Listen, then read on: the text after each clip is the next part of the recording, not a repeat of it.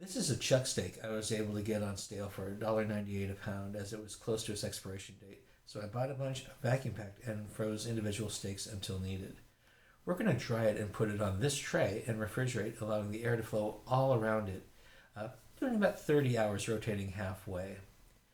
So I'm using spices that will travel with water, such as pepper and a fine grind pepper, to be specific. And then we're going to add some garlic, maybe a little bit of thyme, and of course salt, so that the steak releases water in the dry brining, and then it brings it back in. It goes back into the steak. Make sure that you dry your steaks before you add your salting and seasoning. Now, you want to dry out all sides of the steak. This helps reduce excess moisture and speeds up the dry brining. You can see that the steak there is a little gray. It would normally be a tough steak without much flavor if cooked traditionally.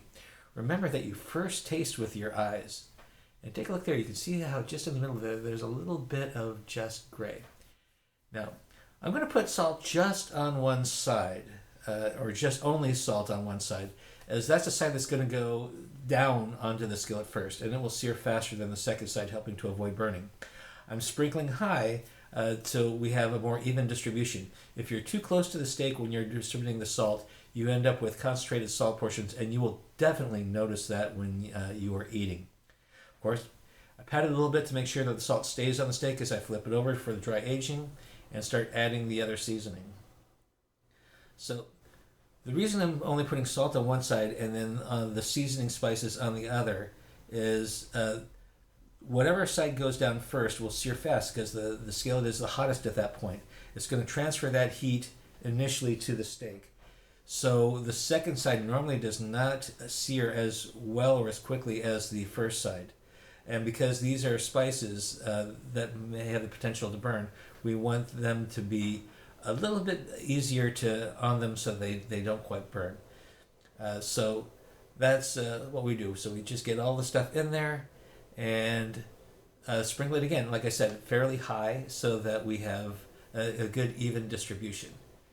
And then pat it down, and then what we're going to do then is take it and put it into the fridge. So double check, make sure it's all good. And into the fridge it goes. So you just get it, top shelf is a good place to put it. We're getting both air underneath and on top, and I'll rotate it halfway through just to be sure. I may even be able to balance it on one side. I've been able to do that before with other steaks. If it's fairly flat on one side with the fat, we can just balance it on that. And this is what it looks like after 30 hours into the in the fridge. The steak's a deeper red. It's almost burgundy. The gray that was there before has faded. The texture is a little firmer. It's a slightly leathery to the touch. You can see how it's just sort of rested a lot with that there, so you get those. So now we're going to put the heat on medium on the skillet for about 2 minutes and splash a tiny bit of water onto the skillet. You want it to dance versus immediately evaporating. Guessing that the temp is about 400 degrees, not too hot. You wipe the skillet, which I did not do, and just add just enough oil to coat the bottom of the pan. Some people say no oil, but I prefer a barrier. So what I do then is I turn the heat down to a medium-low, and then I will add the steak salt only side down for about 2 minutes. So get it in there, and you can just see that you're getting a little bit of bubbling there on the bottom from the oil interacting with the whatever residual moisture is there. But it's not that much. So that's the good news.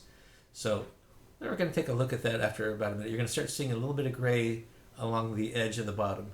But look at that sear after just 1 minute. So we're going to let it go just a little bit longer to get finalize that sear.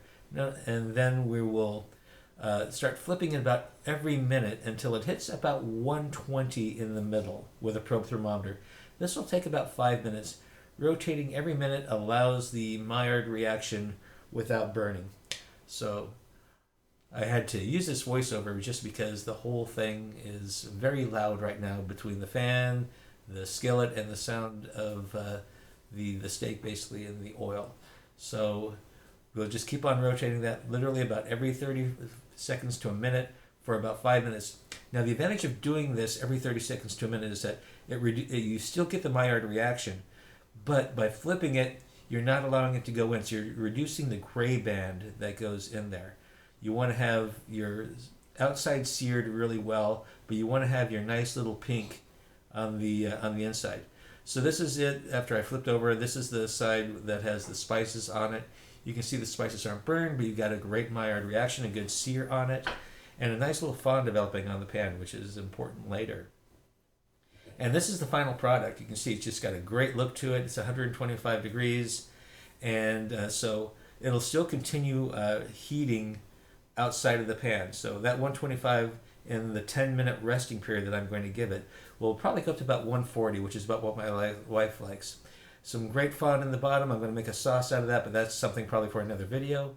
Here is the final product, where you can see I've got a little bit of a gray band, a little bit more than I wanted, but you can see a nice little pink in the middle. I took that fond and made a peppercorn brandy cream sauce.